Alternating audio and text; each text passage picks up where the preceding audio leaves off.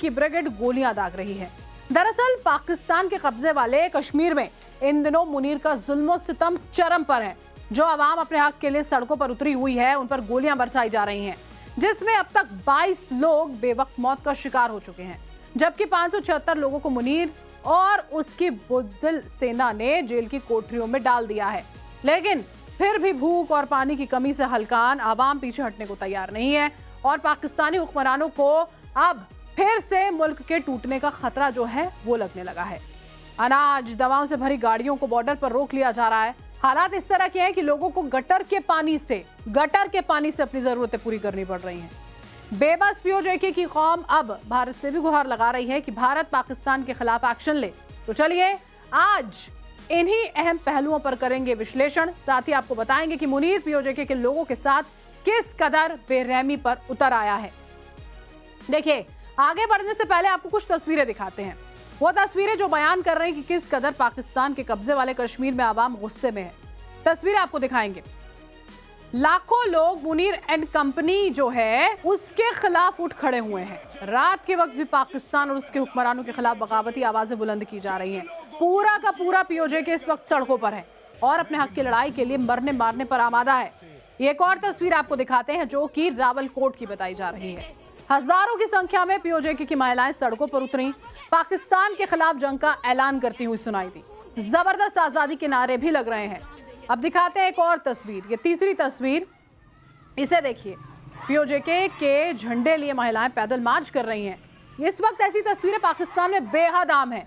जगह जगह, मोहल्ले मोहल्ले में मुनीर और मुल्क के हुक्मरानों के खिलाफ रैलियां, पैदल मार्च, प्रोटेस्ट हो रहे हैं। जगह जगह पाकिस्तान के खिलाफ जबरदस्त नारेबाजी की जा रही है। और देखिए, पूरा पाकिस्तान इस वक्त पानी की भारी कमी से जूझ रहा है। इसके बाद अब मुनीर इस कदर हैवानियत पर उतर आया है कि पीओजेके की आवाम पानी की बूंद बूंद के लिए मोहताज हो रही है। हालात इस कदर भयावह है कि लोगों को अब गटर के पानी से अपनी जरूरतें पूरी करनी पड़ रही हैं। और अभी तो रुकिए, मुनीर के काले कारनामों की तस्वीरें और भी हैं। दरअसल अब पाकिस्तान के कब्जे वाले कश्मीर यानी कि पीओजेके में विरोध की आवाज दबाने के लिए पाकिस्तान का कायर और डरपोक फील्ड मार्शल मुनीर हैवानियत की सारी हदों को पार कर रहा है। घर में घिर चुकी मुनीर की सेना जब पिट चुकी है, उसे खदेड़ा जा चुका है, तब फील्ड मार्शल इस कदर बौखला गया है कि बल प्रयोग और गोली चलाने के बाद अब खाने पीने की चीजें, ईंधन, दवाइयों की सप्लाई तक रोकी जा रही है। पाकिस्तान के कब्जे वाले कश्मीर में ये कोई पहली बार नहीं है जब पाकिस्तान की सरकार और हैवान सेना के जुल्म के खिलाफ बेबस आवाम ने बगावती आवाजें बुलंद की हैं। बल्कि इससे पहले भी कई बार पाकिस्तान अधिकृत कश्मीर में आजादी के नारे लगे।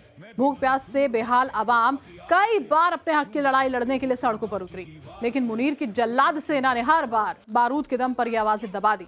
आप समझिए, जरा याद कीजिए, मई 2024 का पीओजेके आंदोलन जो जेएएसी के नेतृत्व में हुआ था, जो मुख्य रूप से गेहूं, आटे की बढ़ती कीमतों, बिजली बिलों में भारी बढ़ोतरी, सब्सिडी की कमी के खिलाफ था। प्रदर्शनकारी 8 मई 2024 से लगभग 6 दिनों तक हड़तालों, शटर डाउन और जो व्हीकल हैं उसके जैम का ऐलान करते रहे।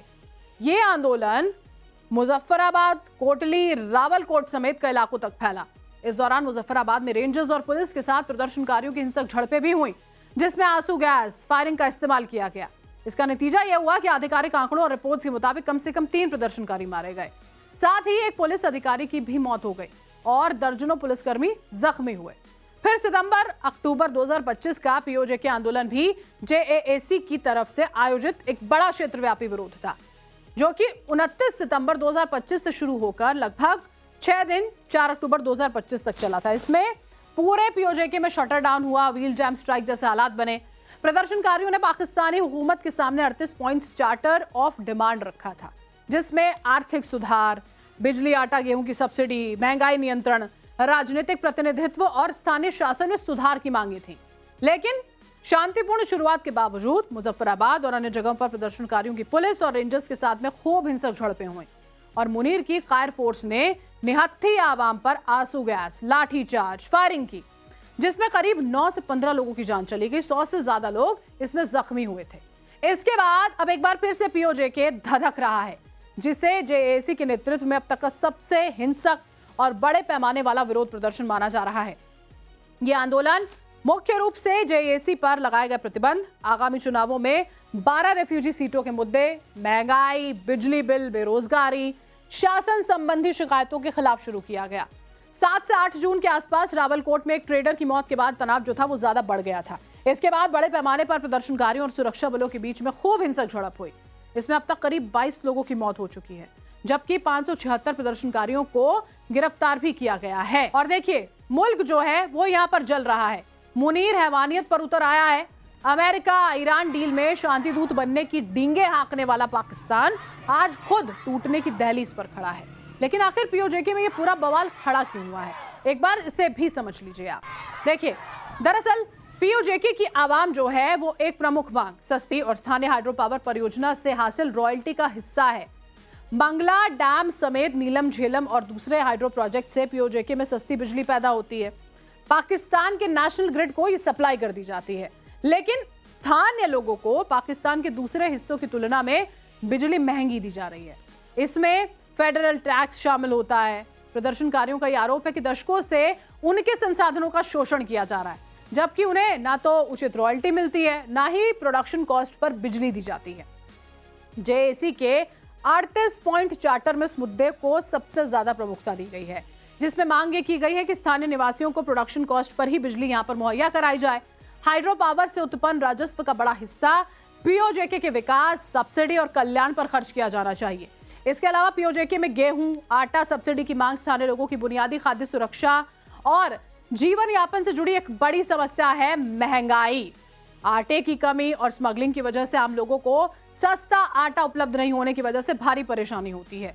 जेएसी के 38 पॉइंट चार्टर में इस मुद्दे को भी प्रमुखता दी गई है। इसमें सब्सिडी वाले गेहूं आटे की आपूर्ति और उचित मूल्य पर उपलब्धता सुनिश्चित करने की मांग की गई है। पिछले सालों में भी देखिए यही मुद्दा प्रमुख रहा था, जबकि पाकिस्तान सरकार ने 23 अरब के सब्सिडी पैकेज के तहत 40 किलो आटे की थैली की कीमत घटाकर 2000 रुपए कर दी थी, जो कि पहले 3100 रुपए के करीब थी। लेकिन प्रदर्शनकारियों का कहना है कि वादे पूरे नहीं हुए हैं, शॉर्टेज लगातार बनी हुई है।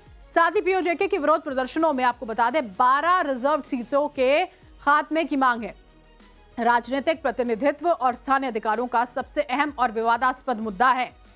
दरअसल पीओजेके असेंबली में कुल सीटों में से 12 सीटें उन कश्मीरी रेफ्यूजीज के लिए आरक्षित हैं जो 1947 के बाद इंडियन एडमिनिस्ट्रेटेड जम्मू कश्मीर से पाकिस्तान जाकर बस गए, लेकिन मौजूदा वक्त में पीओजेके में नहीं रहते हैं, बल्कि पाकिस्तान के दूसरे हिस्सों में रहते हैं। जेईसी का यह तर्क है कि यह पुरानी व्यवस्था अब इस्लामाबाद के राजनीतिक दलों को पीओजेके की सरकार बनाने में अनुचित प्रभाव डालने का हथियार बन गई है, जबकि इससे स्थानीय निवासियों का असली प्रतिनिधित्व जो है वो बेहद कम हो जाता है। इसके अलावा पीओजेके के प्रदर्शनों में एलीट क्लास के विशेषाधिकार समाप्त करने की प्रमुख मांग है।